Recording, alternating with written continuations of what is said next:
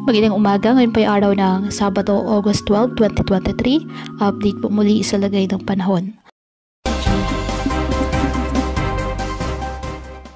Southwest monsoon o habagat pa rin ang nakaka-apekto ngayon sa ating bansa.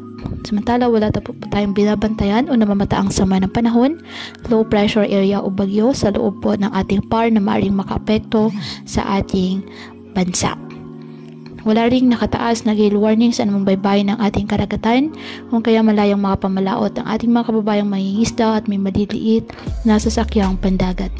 Ngayong araw, ang Visayas, Mindanao, Catanduanes, Sorsogon, Albay, Masbate, northern portion of Palawan at Batanes, asahan na maulap na kalangitan na may kalat-kalat na pag-ulan at thunderstorms dahil po sa habagat. Metro Manila at nalalabing bahagi ng bansa, bahagyang maulap hanggang sa maulap na kalangitan with isolated rain showers or thunderstorms dahil pa rin sa habagat at localized thunderstorms. Kaya patuloy po na pinag-iingat ang ating mga kababayan sa mga posibleng pagbaha at pagguho ng lupa lalo na kapag may malalakas na ulan at ugaliin po na magdala palagi ng payong o kahit anumang pananggaas sa ulan kapag lalabas ng ating mga tahanan.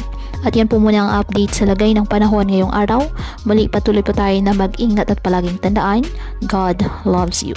Stay safe and God bless po.